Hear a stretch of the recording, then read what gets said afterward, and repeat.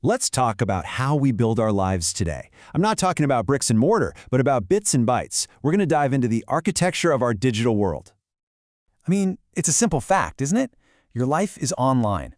From your very first baby picture to the last message you sent, it's all becoming one long digital story. The real question is, who's holding the pen? And it's everything, really. Your career? It probably depends on a dozen different digital tools. Your friendships? You keep them going through apps. You might even have a digital home, a website, a portfolio, your own little corner of the internet.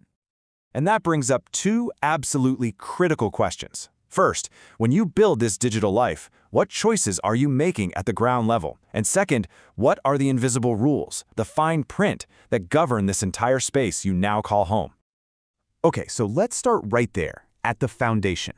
Every building needs a piece of land. And in the digital world, that usually means carving out your own space online, by building a website.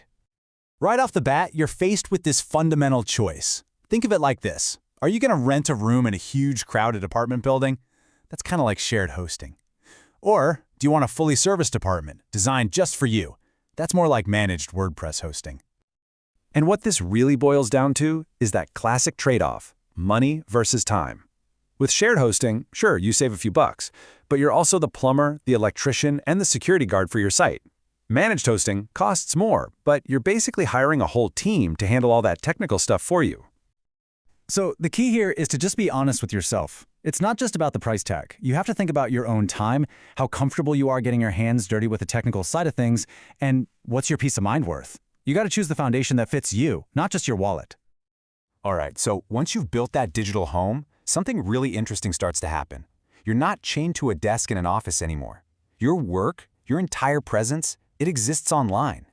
And that opens up this incredible possibility of a life that isn't tied down to any one place. But that dream of working from a beach somewhere, it requires some serious real-world prep. It's this funny mix of high-tech gear, like your laptop and headphones, and some very, very low-tech but crucial stuff, like having the right visas and the right paperwork. Turns out freedom requires a very well-packed bag. See, you've done it. You've built your digital home. You've packed your bags. You have the freedom to log in from anywhere on Earth. But, and this is a big but, just because you can't see the borders anymore doesn't mean there aren't any rules. Because this global digital world we're all living in, it's not some lawless frontier. It's actually being governed by this powerful and often totally invisible set of rules. And Europe's data protection laws, they're setting the standard for the whole planet.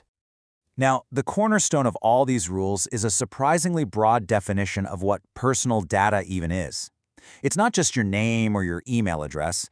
Under European law, it includes totally subjective opinions, like a manager's review of an employee. The main takeaway here is if it's info that can be linked back to you as a person, it's protected. The philosophy here is actually pretty radical. In this massive, endless sea of data, the law isn't focused on the data itself. It's focused on putting up a shield to protect the individual human being. And that's a huge shift in thinking. Data isn't just a product. It's seen as an extension of a person, and it has rights attached to it. But here's where it gets really complicated. Protecting people is obviously super important, but it's not the only right that matters. What happens when the right to privacy slams right into another fundamental right, like the public's right to know what's going on? This one sentence straight from the EU's highest court says it all. Your right to privacy is fundamental, absolutely, but it always has to be weighed against other important things.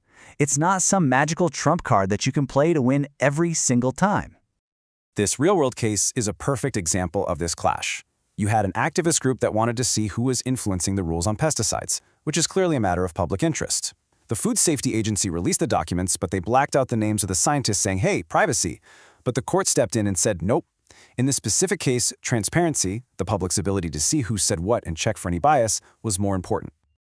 So the crucial point here is that there's no simple formula. You can't just say privacy always wins or transparency always wins. Context is everything. Every single situation requires this careful, deliberate balancing act. So, what does all this legal talk actually mean for you? Just trying to live your life online? It means you have some incredibly powerful tools, backed by the law, to take control of your own information. Under laws like GDPR, the whole power dynamic shifts. You can go to a company and demand to see every bit of data they have on you. You can force them to fix it if it's wrong. You can ask for it to be deleted. That's the right to be forgotten. You can even pack up all your data and take it with you to a competitor. These aren't just suggestions, they're your rights. And all of this leaves us with one final big thought. We have the tools now to build our own digital foundation, and we have the freedom to live a global life.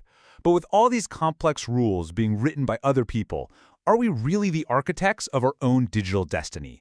Or are we maybe just tenants, living in a space that someone else designed, playing by rules we're only just now starting to understand?